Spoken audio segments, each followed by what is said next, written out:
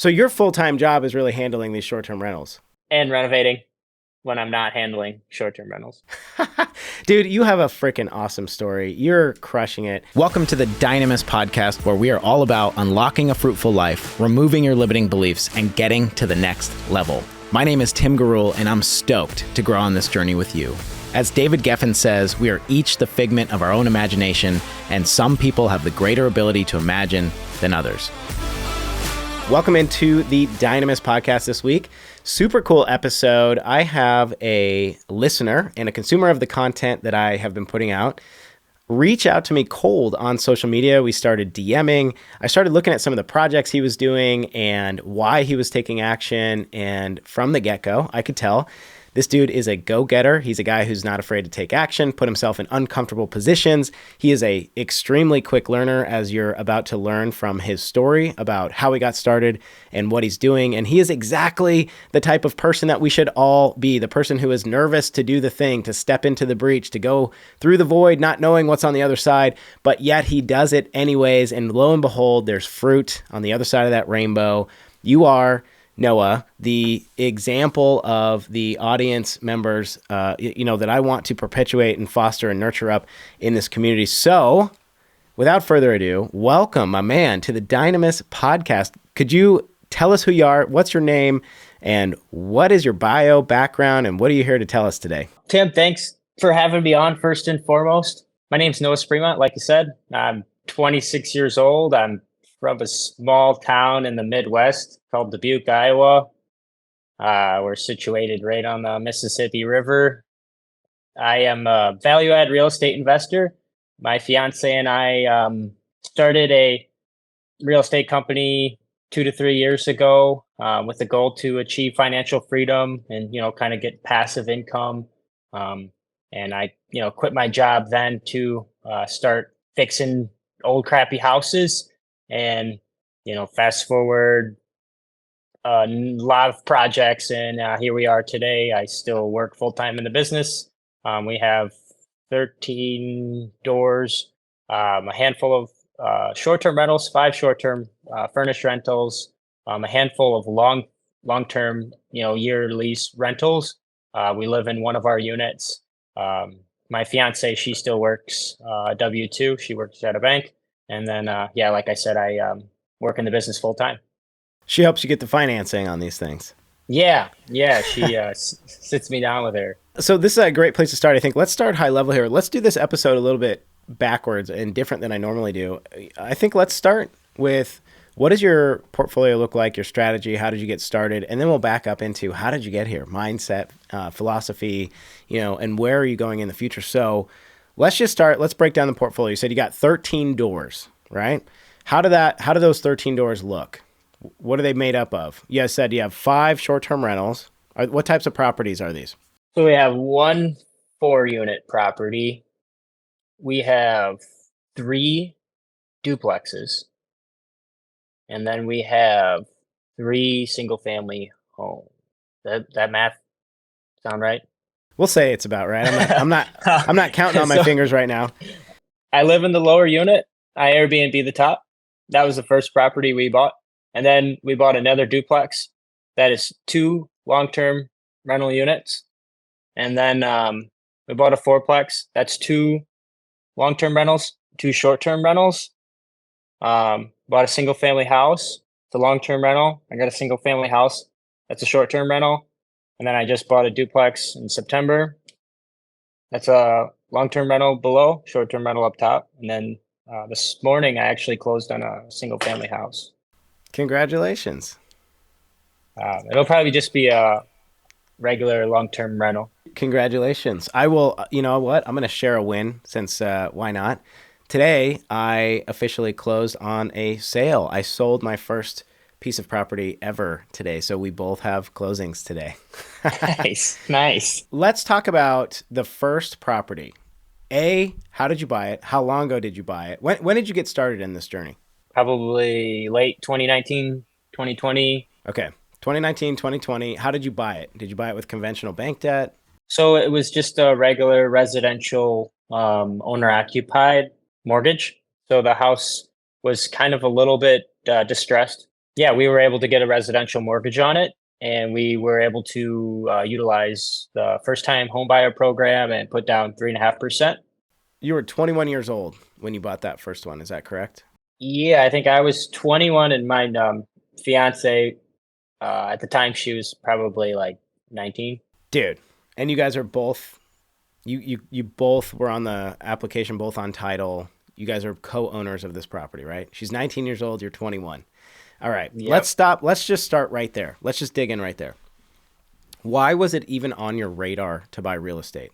Most 21-year-olds, 19-year-olds, they're just not thinking that way. So what in your brain at that time in your life was like, hey, this is a good move? That's a great question. So before we kind of came to figure that out, we were living in a house with 5 other roommates.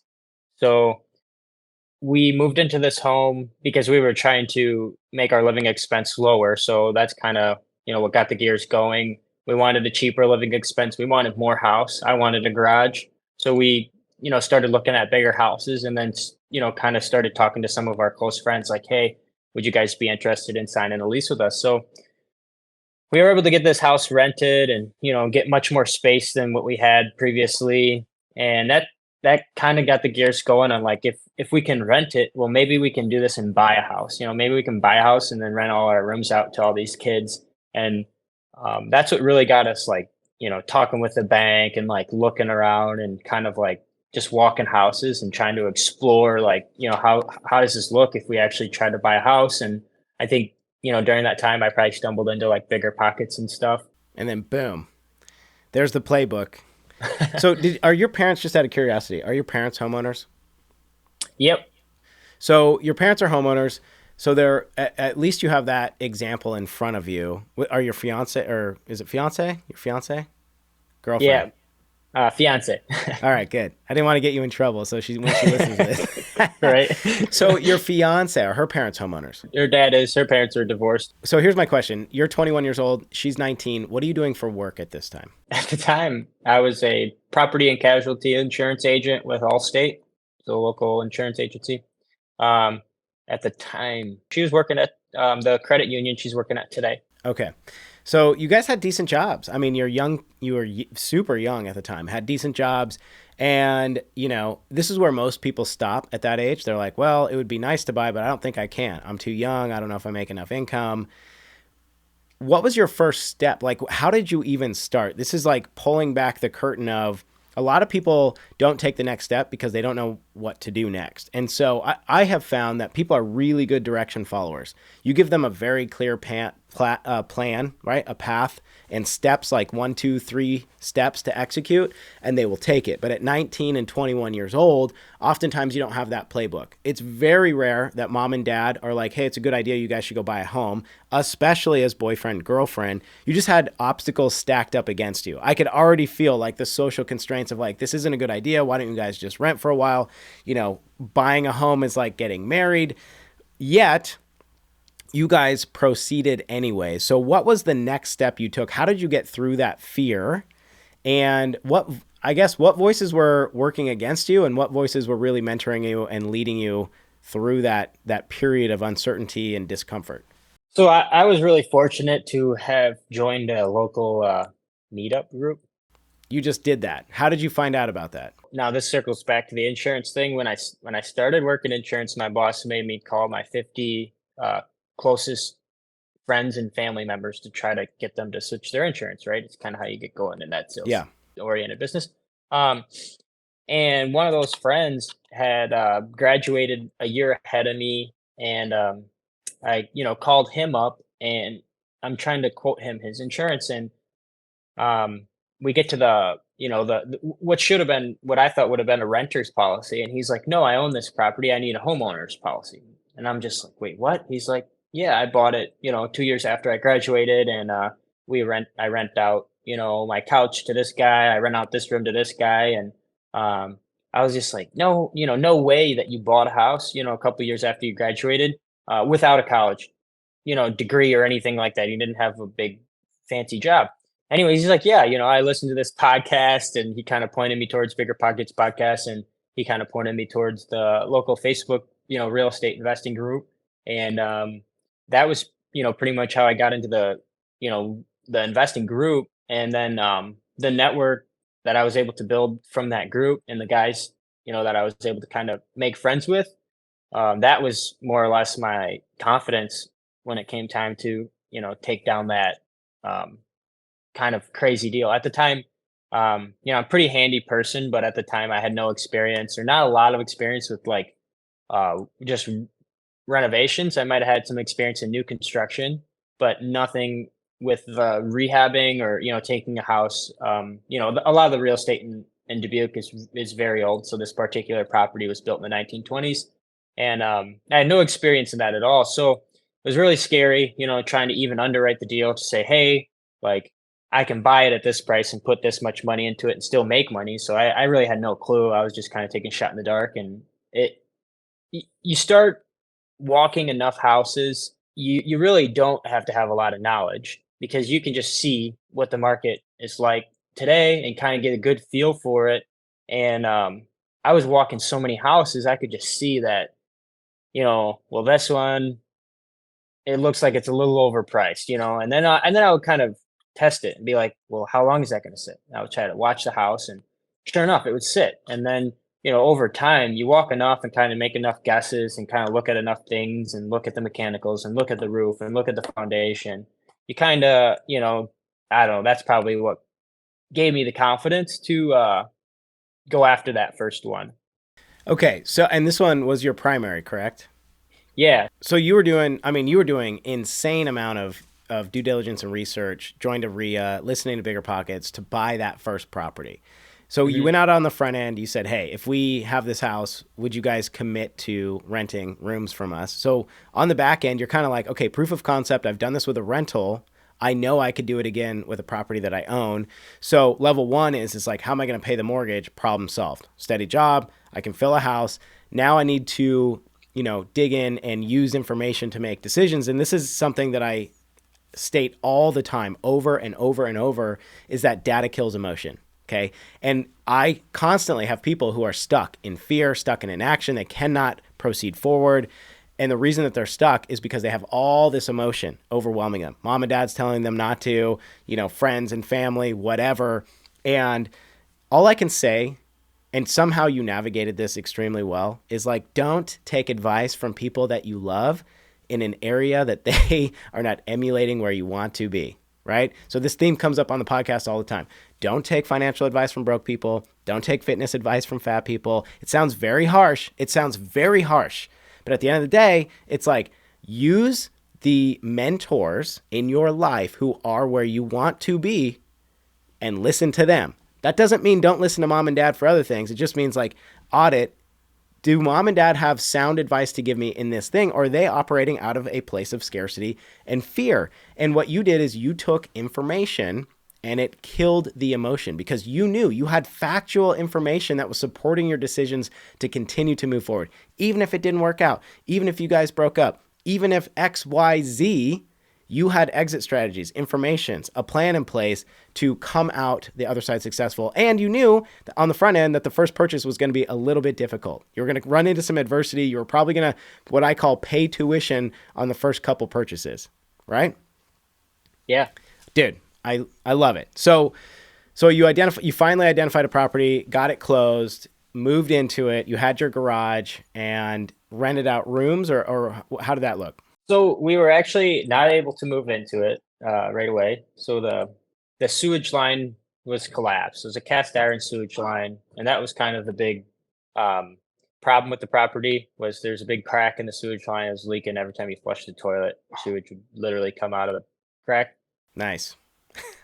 So we went to finance it. We originally ran into some huge issues when the inspections came back. The bank wouldn't finance the house on a standard uh, mortgage because and I didn't know at the time, but I learned real quick that these mortgages get created at an institution and then they get sold to a different, bigger institution. So they have to kind of meet both the profiles. They get sold in what's called the secondary market. So a broker or a retail lender, they originate the loan, right? and they make sure that it fits all the parameters for the big bank, maybe Chase, Citi, Wells Fargo, Planet Home Lending, these bigger servicers. It gets sold on the secondary market and traded, packaged up into a package called the mortgage-backed security and traded on the open market, right? And that's when you see like stock tickers tracking mortgage bonds. That's essentially what it is. So this first one, it didn't hit the points it needed to hit to be sold on the secondary market. So they said no residential mortgage, and I said okay, and kind of went back to the drawing board and was like, went to my network and said, hey, like the bank said no, like what do I do? And you get one guy that's like go to a different bank, and you get one guy that's like just maybe ask them why, or just go back to them and ask for a solution. And Who? I think What an idea, huh? Just ask them why. yeah, right. I think he kind of came up with another idea that was like just come up with a contractor's bid for the items that need to be done to get it to the point that it's sellable on the secondary market. And then once that's done, put that money in escrow with them. And I kind of was like, if I don't do these things, you guys can take the cash I left with you and you can have them things done. And the bank was like, sweet, get us the bid. Can I just ask you, can we stop right there? What kind of a bank did you use to get your mortgage that would, I guess, negotiate with you on the front end like that? So this is a Dubuque Community Credit Union. So it's a local community credit union. Yeah. And you literally came up with a bid price to say, hey, these items need repairs. So they did a holdback in escrow, right? Yep. And you said, I'll place that amount with you. If I don't get these items fixed, you can keep that money, do the repairs yourself, list it, and get it off your books. Yeah. Because they had the ability to do that because they're what's called a portfolio lender, meaning they have these small local credit unions have the ability to hold properties. They don't have to sell them. They don't want to. They don't want to hold them, but they have the ability to hold them. Worst case scenario. My question for you is, number one, insanely awesome outside the box thinking. Incredible job. Way to go. I mean, just if somebody tells you no, what do? You just find a solution until they say yes, or you go ask somebody else, right? So my question for you is if you did that holdback and you put that money for repairs in escrow, how did you actually fund the repairs to be fixed? That's a good question. So with my background, I have quite a bit of experience in construction, which we can get into later. But I had a lot of contractor friends at the time, and I was able to sit down with one of my closer contractor friends, and we were able to come up with a bid that is a lot lower than probably what it should have been, because he was giving me materials that he had. So he had an abundance of material since he was my good friend. He needed to get rid of a lot of these materials anyways. So when he drew up my bid, he was able to make it, kind of took a lot of things that were big ticket items and got them down to like $950. And I don't know, I think the bank only asked for like half of it. Dude, that's awesome.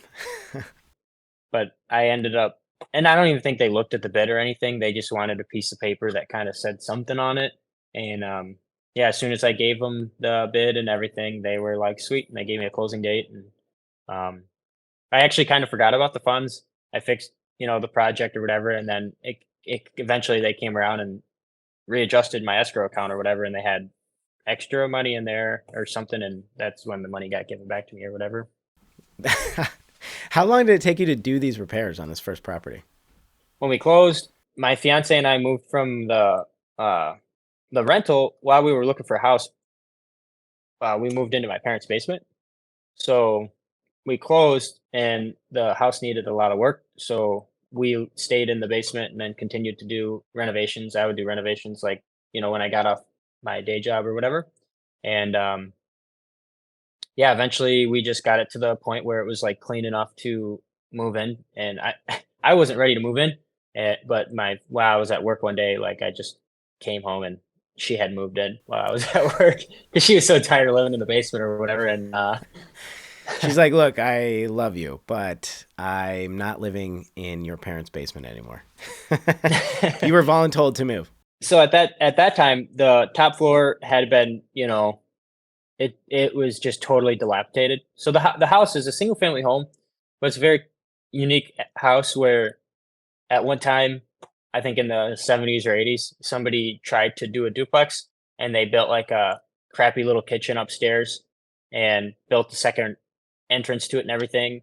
And then over time, when they wanted to adjust the house's HVAC system, instead of making one big HVAC system, they actually added a second one for the top floor and then made the bottom HVAC system for the main level. Oh, cool. So when we acquired the property, it had two completely separate HVAC systems, which was a huge thing for me, which, I was like, that's cool. We can have two different thermostats at two different levels or whatever. And then the electric's all on one, but I was able to, kind of make it into a little bit more usable duplex where I, redid the back steps and everything and made it so it was accessible. And yeah, I guess we originally moved into the lower level, left the top unit unrenovated, continued working our W2s, saving money and kind of chipping away at it here and there. And then, eventually we were able to spend a little bit of money upstairs and get that renovated. So how long was it until you closed and occupied, and then had that property usable upstairs to move a tenant into? Yeah, it gets a little bit more complicated because in the middle of it, I was approached by another friend that had the money to acquire this property, another totally different property, and didn't have the time to execute the renovations. And he kind of seen how I was a go-getter at the place that I was at and was like, kind of interested in potentially partnering with me, to take down this property. It's a duplex and totally gutted duplex. So I renovated the main floor, moved into the main floor, and then I acquired another total gut job duplex before the top floor was renovated here. Okay. So that kind of took 110% of my attention. And now you didn't own this. You were doing this for your friend, right? So we started a business together and 50-50 partners. He was bringing all the capital. I was bringing all the legwork. And, we were just going to split the management responsibilities once it's refinanced and rented out. It was basically my responsibility to get it to the point where it needed to be rented and refinanced. And it was a $30,000 purchase price, super, super, super cheap. But for what we got, it was just basically the bones of a duplex in a low income area. And the renovation was, like $40,000. That took me like 4 months to renovate those two units. At the end of the deal, it ended up appraising for, a little bit beyond what we expected. And we were able to cash out, a handsome amount of money for both sides. And the property serviced the debt great, cash flowed, close to $1,000 a month after all reserves. And then I was able to use what I took away from the refinance to then go back to that first property and, flush with cash. I had gotten the biggest payday I got my entire life. What was that? It was only $12,000. Nice, dude. But yeah, at the time, it was the biggest lump sum amount of cash that I've ever, came across. So I was able to, turn around and start spending money on materials for That funded the upstairs. Mm-hmm. And now that duplex, you guys still own that? You're 50-50 still with that guy? Nope. So we've since bought them out. We had it together for a year. It went really, really, really well. I was able to take on all the management responsibilities, and I was able to charge myself, a decent management fee for that. He was totally hands off, collected his cash flow. We went on with that for about a year. He approached me saying he wanted to sell it, and the timing when we bought it was that era that is just like the best time in real estate history where the rates were like sub 2%. So Totally. I think the interest rate was like 2 point something.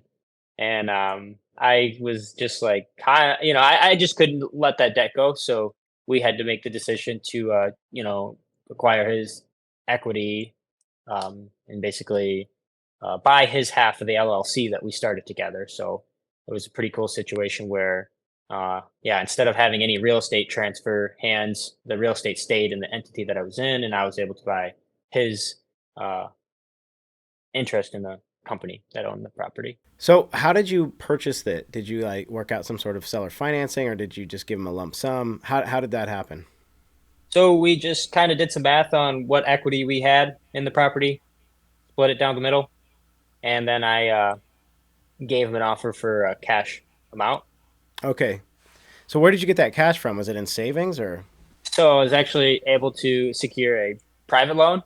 Awesome. Okay, this is really important, and I know you're dancing around it. There is no shame in where the heck you got the private loan from. I don't care where it came from, and I think people need to understand that. And I don't know where you got it from, but I'm just going to talk in front of you for a minute. It's not embarrassing where you got this from. If you have resources at your disposal, use the resources. If it's mom and dad, use the freaking loan from mom and dad. Use what's in your toolbox. Now, it's not like you're getting free money. You have to earn, and you had to show whoever it is that gave you that private loan that you were responsible enough, dedicated enough, and driven enough to make that loan paid full. So don't be bashful about where this stuff comes from. And I think people need to hear this because, a lot of people don't want to say they got help or where the money came from. Who freaking cares? Who freaking cares? It's not free money. You are paying for it. It's a loan that you're paying back. So, and I'm only driving this home because there's a lot of people, there's people listening in the audience that have never done a deal, that are frozen in inaction, that don't know how do I get a private loan? It's so simple. Just ask your network, ask mom and dad. And it's not embarrassing because everybody starts from somewhere. And yes, there are people who truly have nobody. But you know what you do if you have nobody? You just put yourself in proximity of other people doing things that you want to do, build a network, and then ask that person. It's that simple. So if you don't mind sharing, just for the benefit of the audience, where did that private loan come from? So not at all. So that private loan, it came from my parents. So I I have no shame in admitting that. There's a lot of people that have money, a small 15,000, and then this is a lot of people are going to get the wrong idea about this, but like, so if you can lower your standards to accept $5,000, which, like I said, a lot of people are going to get the wrong idea, but there's a lot of people I work with that they won't take $5,000 from somebody because it's not a big enough amount of money. So for me, if you will at least take 5 grand from people and you can offer them 10% interest only payments per month, and then a principal lump sum payment at the end of project completion, it's a no-brainer for them, especially if they can, do a little bit of vetting on you and you have a resume where you've done projects like this before. It's a great return for them. They can make 10% on their small investment of $5,000 or $10,000 or $15,000.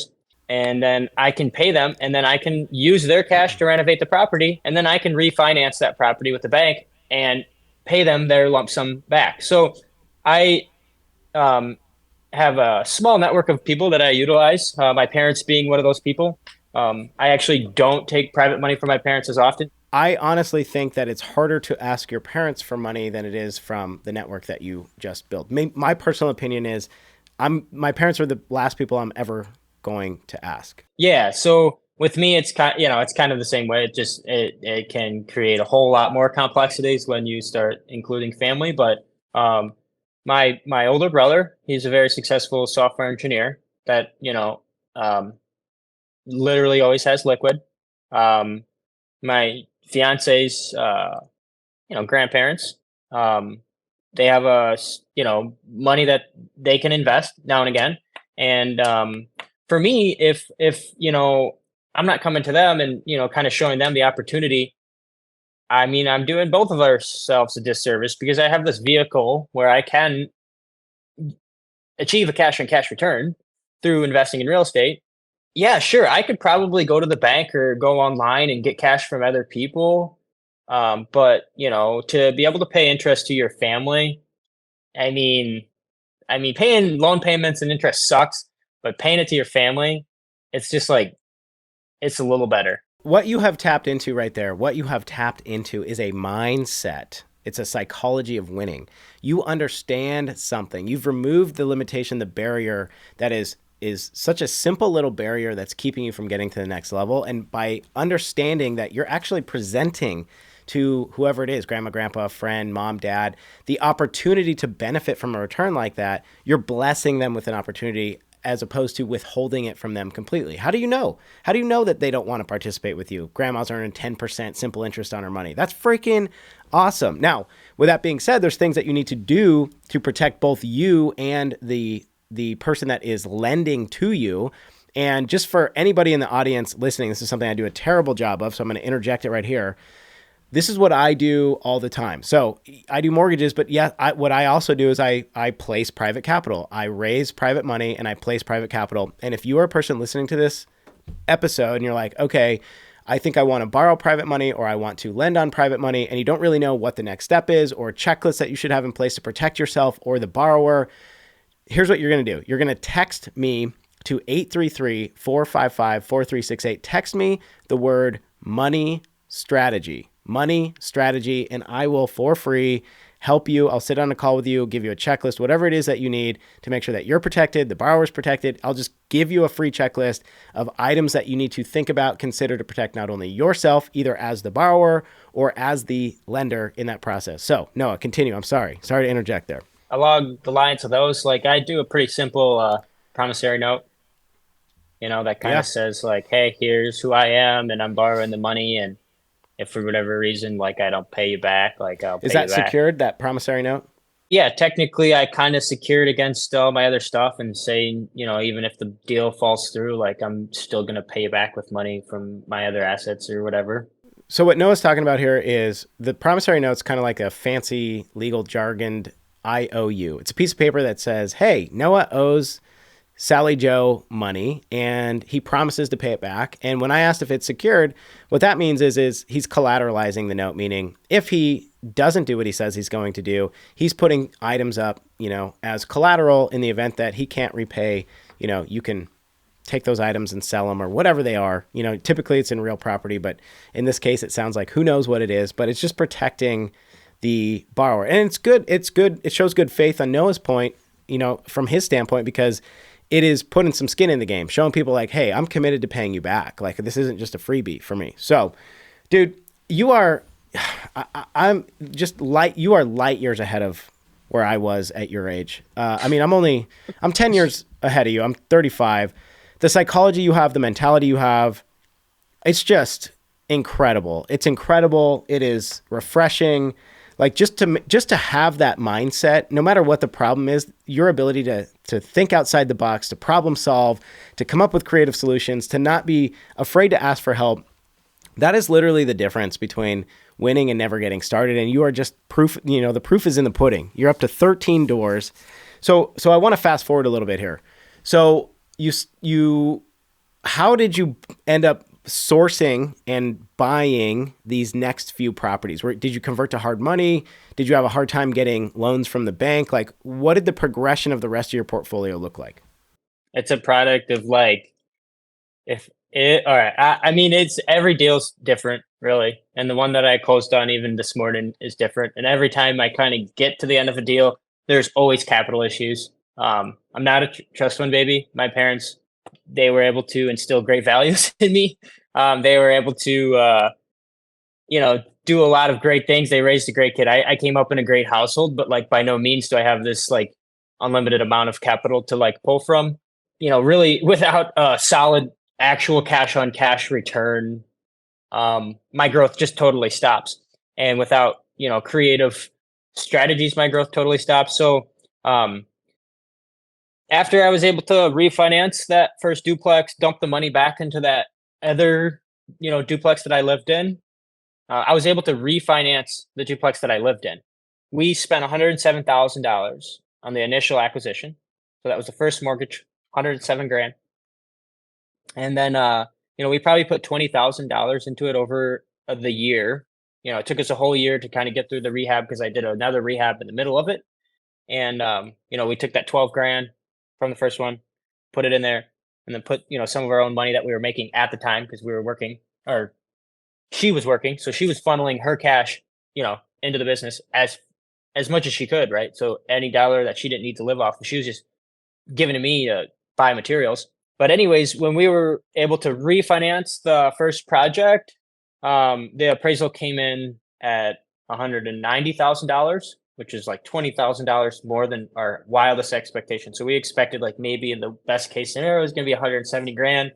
The appraisal comes in at $190,000. So we're able to borrow 80% of that or whatever. And we were able to cash out like 50 something thousand dollars. So that, was just like kind of a total, you know, eye-opening experience where, I'd spent my whole life up until then working as hard as I possibly could. I'd worked for a lot of different concrete companies and construction labor companies, and then I found myself in the offices, the insurance stuff. I was a motorcycle salesman with Harley. Um, it was I felt the most indemnified I ever felt my whole life. I just felt good, right? And we were, flush with cash once again, because that refinance, and we have a couple units, the duplex down on Central, kind of cranking out a little bit of cash flow. That was like at the time I only owned half of it, so I was only taking half the cash flow, and um, that was enough to pay down my personal credit card each month. So I had this little monthly little personal credit card that I was buying my living in like food and stuff like that on it. So that was cool. Um, the Airbnb was going upstairs, so our mortgage payment's gone, right? So we had no more mortgage payment. We have $50,000 in the bank account. I'm unemployed. She's employed. So I went down to a cafe, to pretend like I'm working on my laptop because that's what you do when you're an aspiring real estate investor. And I just started text messaging other guys from the REI group. Kind of probably just like, I don't know, speaking out my butt, but like I was just like, "Hey, I just got this project done. Like I'm looking for a bigger project, another project, and um, I got a bunch of cash lined up to do it, and this and that." And one of my friends approached me with a deal that he had bought, but kind of maybe bought too many deals at the time, and he had a little bit too much on his plate. So he was like, "I'm walking this property with the agent later today. If you want to tag along." And I was like, yeah, sweet. So I tagged along with him and his agent. It was like the original listing, appointment or whatever. And I basically told his agent, like, you can go away, and me and your client are going to make a deal. And yeah, we were able to shake hands on a purchase price, and I was able to acquire this fourplex. So it's a, four units, all separate units, or all separate utilities, um, built in the 1840s.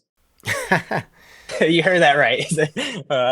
Built in the 1840s by one of the earliest settlers in this area.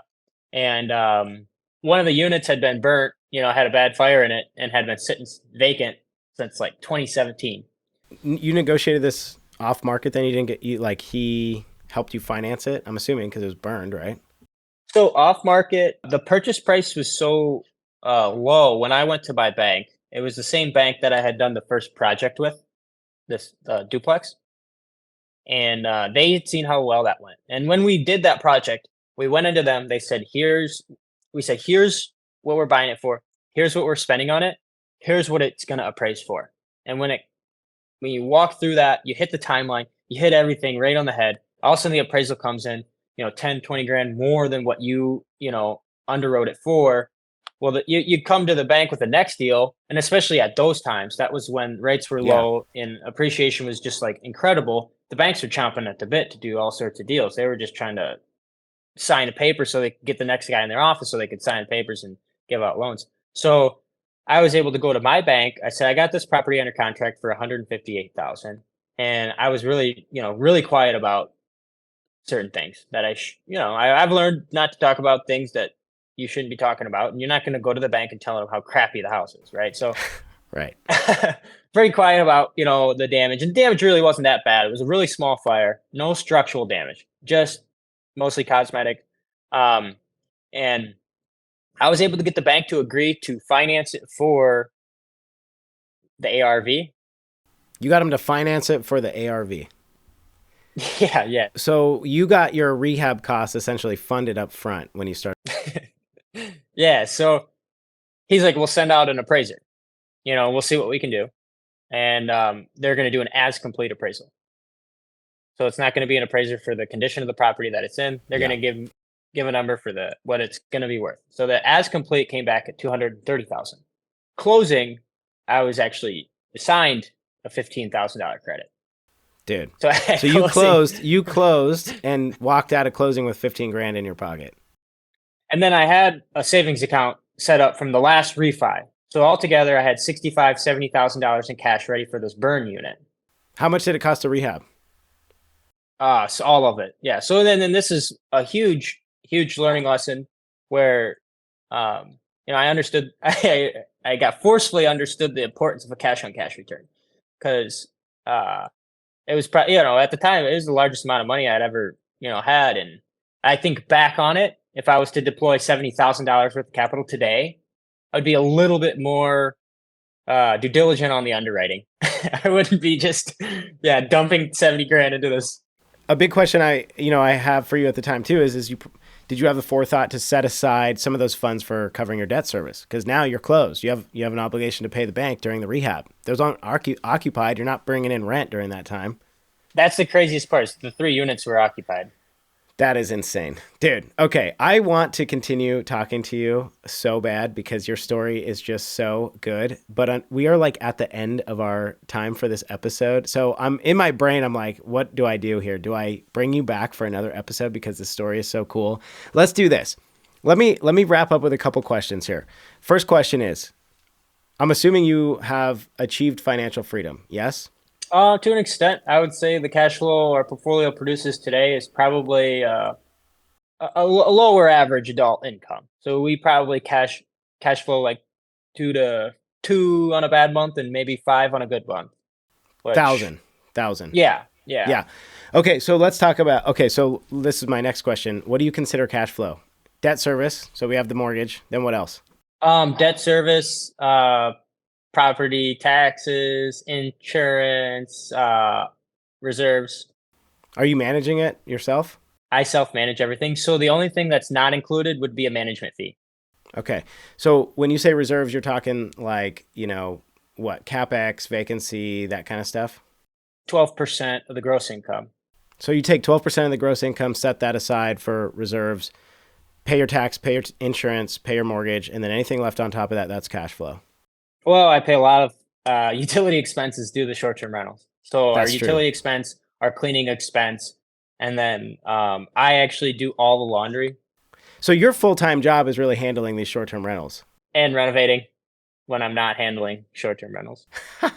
Dude, you have a freaking awesome story. You're crushing it. I am bummed that you live across the country because I wish you were in my local area because I want to go hang out at the local Rio with you. I think you're my kind of people, dude. I just love how scrappy you are, how creative you are, how really just like not unafraid, but willing to step through that fear. You're just crushing it, man. And you are going to win. I freaking love your story. I'm so happy that we connected. I think what we're going to have to do is probably have you back because I don't feel like you finished telling us your story. Would you agree? Yeah. No, there is. There's a lot to it. And the deals I'm doing today, they get crazier and better and more unique. And the one I just closed on today, I could talk a lot about the one we closed today. So let's do that. Let's have you back. In fact, we're going to schedule it right now. So we're going to have you back in the near future. In the meantime, where can people get to know you, hear your story, learn about you, tell them all the things? And we're going to include it in the show notes below as well, but go ahead and give them a breakdown. I'm super active on Instagram and Facebook. So you can find me on Instagram at Noah Spirmont, just first name, last name, same thing on Facebook. Yeah, basically reach out to me. Feel free to DM me. I will, I'll respond. And I hope, my story can maybe help. And like I said, if you got any questions about specific things and you want me to answer them, just please, feel free to shoot me a message. I would love to answer them. I would love to, be like Tim and help you, get this stuff figured out. His social's awesome, guys. Like go on Instagram and check it out. And yeah, if anything we talked about today inspired you have questions, you want help figuring out how to borrow money, whatever it is, of course, feel free to remember the text line of the show. Again, that's 833-455-4368. Money strategy is the keyword we talked about today. 833-455-4368. Thank you guys so much for listening. I hope you guys took something away. We will see you on the flip side. See you next week.